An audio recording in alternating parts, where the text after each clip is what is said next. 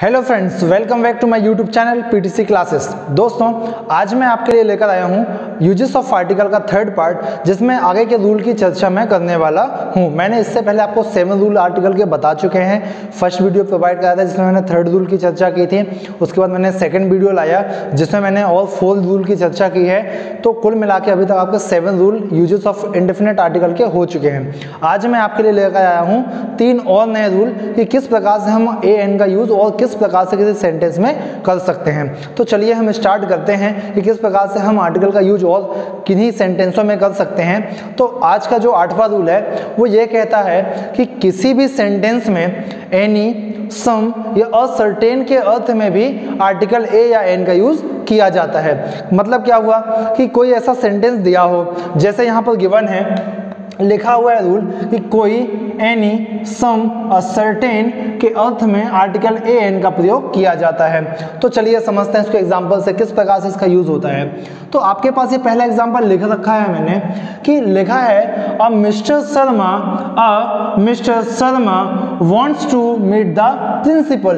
That means इसका मतलब क्या हुआ, a mister Sharma wants to meet the principal, मतलब कोई मिस्टर शर्मा है जो कि किससे मिलना चाहते हैं, प्रिंसिपल जी से मिलना चाहते हैं। तो यहाँ पर जो मिस्टर शर्मा के पहले आर्टिकल आया है वो किस सेंस में यूज किया गया है, एनी के सेंस में यूज किया गया है कि भाई कोई मिस्टर शर्मा है जो प्रिंसिपल से क्या करना चाहते हैं, मुलाकात करना चाहते हैं, मिलना चाहते हैं। तो ये सेंटेंस में जो आर्टिकल अ का यूज किया गया है वो किस लिए किया गया है, वो किया गया है एनी सेंस में। किस सेंस में, एनी के सेंस में किया गया है। चलिए दूसरा एग्जाम्पल देखते हैं क्या कहता है।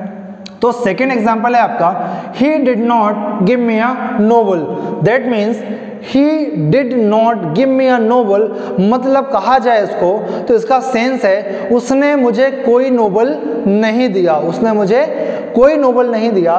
तो यहाँ पर कोई के सेंस में भी आर्टिकल, इस सेंटेंस में भी नोबल के पहले आर्टिकल आ आया है और ये जो आर्टिकल आया है वो किस सेंस में आया है, कोई के सेंस में आया है। तो ये आपको क्वालिफाई करता है जो रूल लिखा रखा मैंने कि कोई, एनी, सम या सर्टेन, तीनों का अर्थ सेम ही निकलता, कोई के अर्थ में आर्टिकल एन का प्रयोग, ए या एन का प्रयोग किया जाता है। तो यहाँ पर कोई मिस्टर शर्मा थे sorry, he did not give me a novel, तो यहाँ पर क्या होगा, कोई नोबल। दैट मीन्स उसने मुझे कोई नोबल नहीं दी।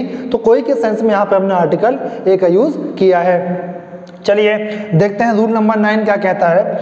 तो जो रूल नंबर 9 है वो ये कहता है कि किसी भी सेंटेंस में क्लास रिप्रेजेंटेशन या जाति बताने के लिए, जाति का बोध कराने के लिए भी आर्टिकल ए या एन का यूज किया जाता है। अभी क्या है क्लास रिप्रेजेंटेशन, क्या है जाति को दर्शाना या बताना, इसको हम समझते हैं with the help of example.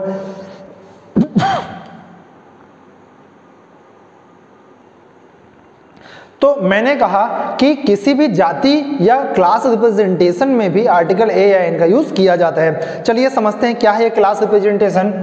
तो यहाँ पर पहला एग्जांपल गिवन है, an elephant is a huge animal. That means एक जो हाथी है, अब हाथी के सामने तो आर्टिकल एन आएगा ही क्योंकि ये नाउन है। अब जो इस रूल को फॉलो करता हुआ आर्टिकल आपका आया है वो है ये आर्टिकल। अब ये आर्टिकल ध्यान से देखिए, इसका प्लेस क्या है, ये कहाँ पर पोस्टेड है, कहाँ पर स्टेब्लिश है, इसको देखिए, समझिए आप कि an elephant is a huge animal. That means ये जो एलिफेंट है एनिमल तो है परंतु इसकी जाति, इसका वर्ग क्या है, ये ह्यूज एनिमल है। दैट मीन्स इसका जो हाथी है वो बड़े जानवरों की श्रेणी में आता है, बड़े जानवरों की जाति में आता है। इसका जो क्लास है वो ह्यूज एनिमल में है, इसीलिए यहाँ पर ह्यूज एनिमल के पहले हमने आर्टिकल ए का यूज किया है। तो ये तो बात हुई कब की, जब एलिफेंट की चर्चा की मैंने कि an elephant is a huge animal. चलिए अब दूसरा एग्जांपल देखता हूं मैं। सेकेंड एग्जांपल है, अ पिकॉक इज अ बर्ड। अब पिकॉक जो है वो पक्षी वर्ग में आता है। दैट मीन्स उसकी जाति क्या हुई, उसका क्लास क्या हुआ, वो वर्ड का हुआ या बोला जाए तो पक्षी का हुआ। तो इसीलिए यहाँ पर हमने देखिए, यहाँ पे तो आर्टिकल आया ही है परंतु ये आर्टिकल इसलिए नहीं आया कि ये क्लास को रिप्रेजेंट कर रहा है। ये तो नॉर्मली है, जो मैंने रूल आपको पढ़ा दिया, ये नाउन है और नाउन के पहले आर्टिकल का यूज होता है, ये मैंने रूल आपको बताया। अब जो इस रूल को फॉलो कर रहा है वो आर्टिकल ये है और ये जो अ आर्टिकल है वो वर्ड के पहले आया है, क्यों? क्योंकि ये वर्ड है वो पीकॉक का क्या है, वो क्लास है, वो जाति है, इसीलिए हमने आर्टिकल ए का यूज किया है बिफोर द वर्ड। चलिए ये तो रहा सेकंड एग्जांपल। थर्ड की चर्चा हम कर लेते हैं। थर्ड है dog is a faithful animal. मतलब dog is a faithful animal, मतलब जो डॉग है वो कैसा जानवर है, वो वफादार जानवर है। तो ये वफादार होना इस जानवर की क्लास को रिप्रेजेंट करता है। अब सारे जानवर तो वफादार होते नहीं, परंतु जो डॉग होता है वो वफादार जानवरों की श्रेणी में आता है, उस जाति में आता है, उस क्लास में आता है। तो उसको रिप्रेजेंट करने के लिए हम फेथफुल के पहले यहाँ पर आर्टिकल ए का यूज किया है। डॉग है तो ए तो आएगा क्योंकि डॉग तो नाउन हो गया आपका। तो जो dog is a faithful animal, तो यहाँ पर जो ये आर्टिकल आया फेथफुल एनिमल के पहले, ये आपके जाति को रिप्रेजेंट करने के लिए, या कहा जाए तो क्लास को रिप्रेजेंट करने के लिए हमने आर्टिकल ए का यूज किया है। चलिए तो अब चर्चा कर लेते हैं रूल नंबर 10 की। तो एक्चुअली रूल नंबर 10 कहता क्या है, ये समझना है कि रूल नंबर 10 ये कहता है कि किसी भी एक्सक्लेमेटरी सेंटेंस या कहा जाए तो भाववाचक वाक्य में व्हाट या हाउ के बाद तथा सिंगुलर काउंटेबल नाउन के पहले भी आर्टिकल ए एन का यूज किया जाता है। तो क्या होता है, कैसे यूज होता है, इसको समझिए। किस प्रकार से किसी एक्सक्लेमेटरी सेंटेंस में हम आर्टिकल ए एन का यूज करते हैं वो देख लेते हैं एग्जाम्पल के माध्यम से। तो रूल नंबर 10 कहता है कि एक्सक्लेमेटरी सेंटेंस या भाववाचक वाक्य में व्हाट या हाउ के बाद या सिंगुलर काउंटेबल नाउन के पहले आर्टिकल ए या एन का यूज किया जाता है, प्रयोग करते हैं। देखते हैं एग्जांपल से।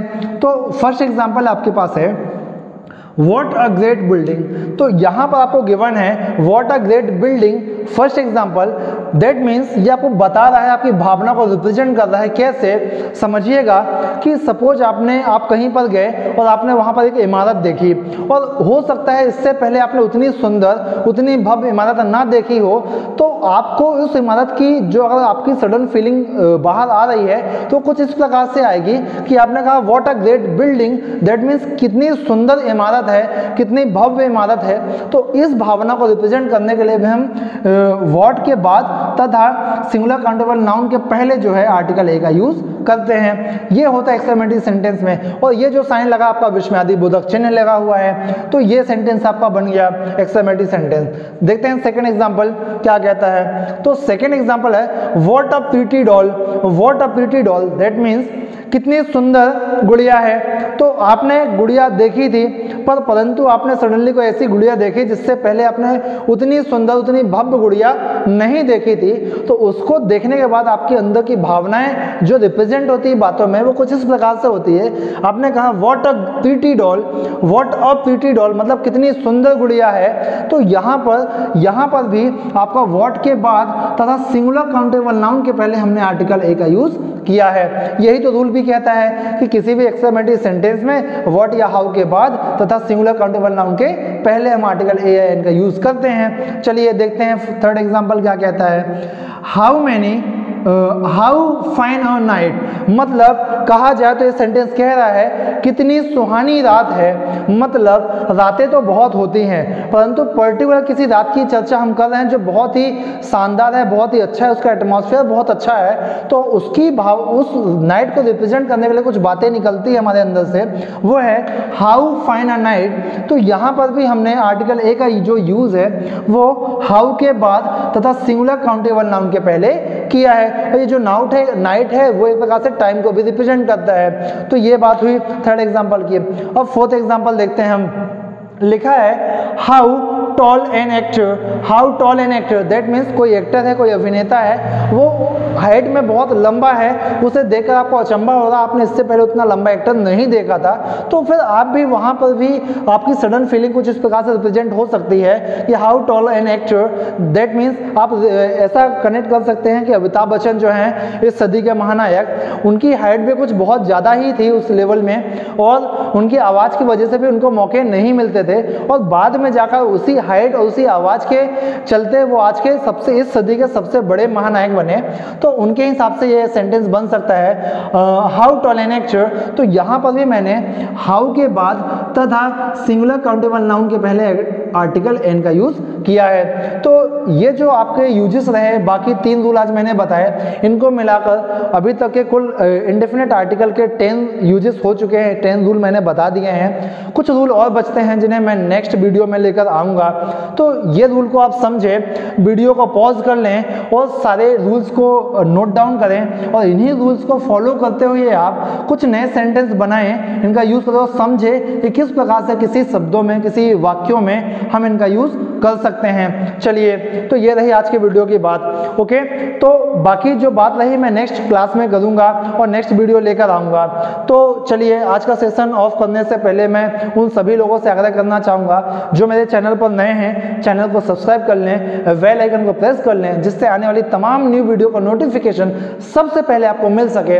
वीडियो पसंद आए तो लाइक करें, शेयर करना बिल्कुल मत भूलें और वीडियो को लगातार पढ़ते रहें, लगाते रहें, जिससे आपको यूजेस ऑफ आर्टिकल बनेगा, बहुत अच्छे से बनेगा। चलिए, मिलते हैं नेक्स्ट वीडियो में, तब तक के लिए नमस्कार, जय हिंद।